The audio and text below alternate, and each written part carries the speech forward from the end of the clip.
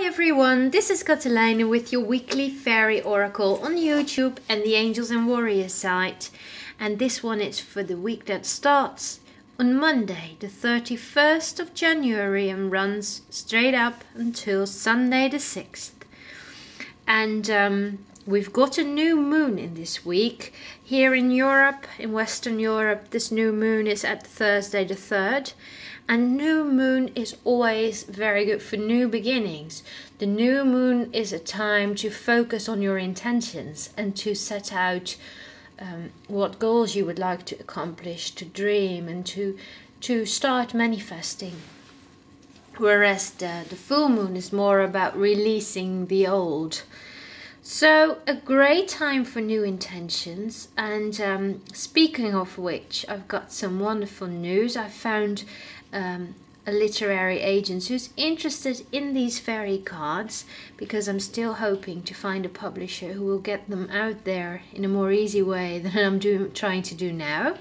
So my intention for this full moon will certainly be to get these cards out there. And for all those of you who've been enjoying these readings, maybe you can send a little light and a little bit of positive thought into that manifestation for me as well, that it will get published and very soon.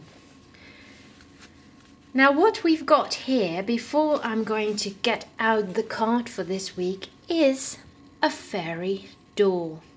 I made this fairy door quite a while ago and it's so enjoyable to make them, and they're great fun. My mum's got two of my fairy doors. She lives in a very rural part of the country with a cottage with a thatched roof, quite idyllic.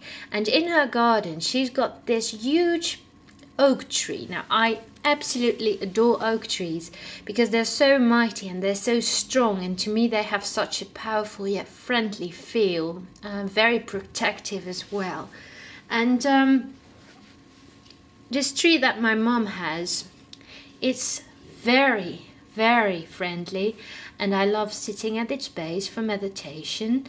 And when I was meditating the first time there, the name Johannes came to me, like that's what he wanted me to call him. And so I've spent quite some nice times sitting at his base. And as you know, some of these trees, between their roots, you can just fit in one of these little doors, and this beautiful oak tree at my mum's has two places that fit these doors excellently.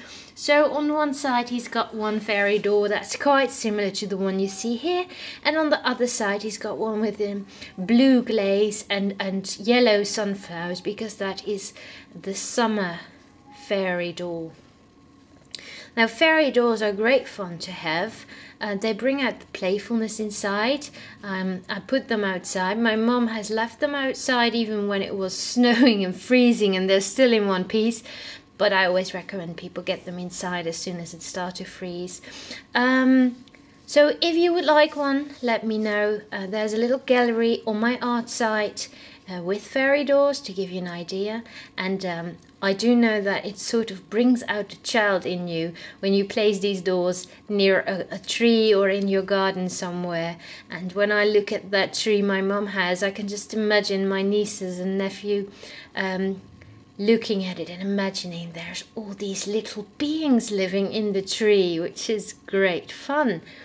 Alright, now this one has, as you can see, a little rune, and this rune is the rune of domain, and you can see it as a gateway into the fairy realm. So let's open that gate for this week and see what fairy we can get for this week. Last week we had the fairy of enjoyment, so I hope everybody had an enjoyable time. And the week before that we had the sacral fairy of the second chakra. It was a lot about passion as well, so we've had passion and enjoyment.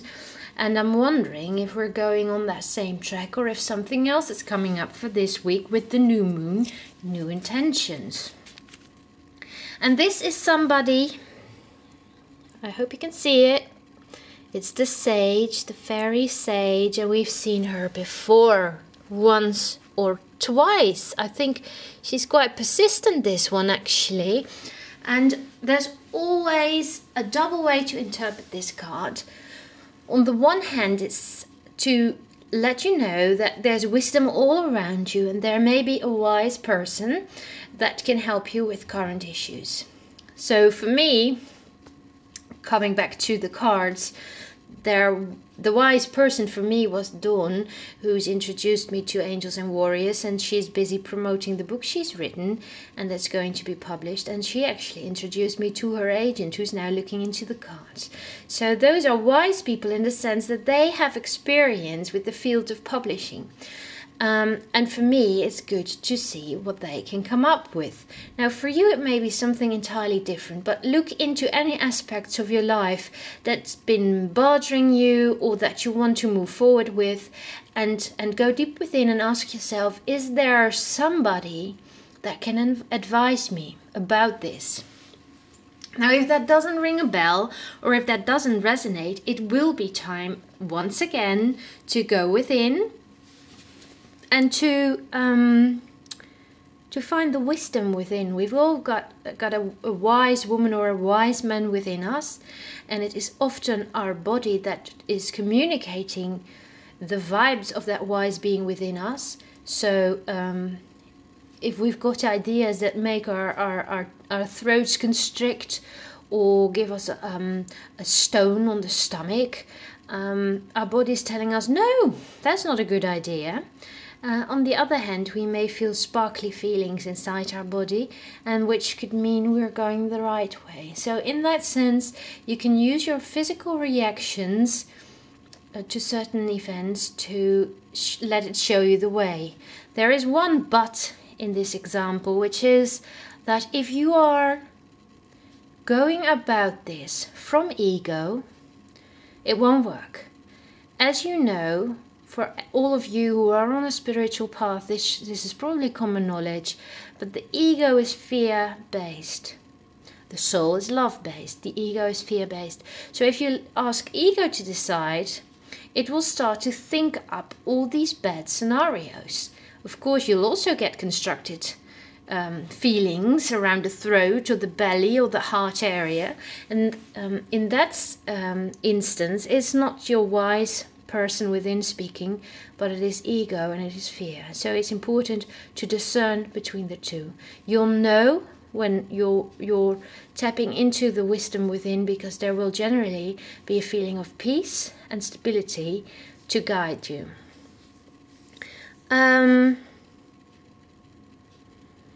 What else should you know for now?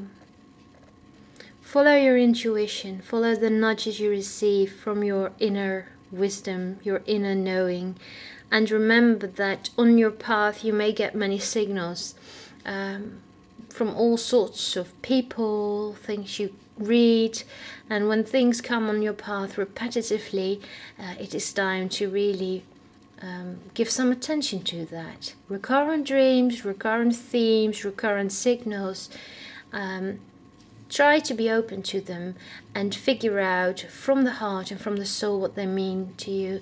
And even better, you could start a journal, like a diary.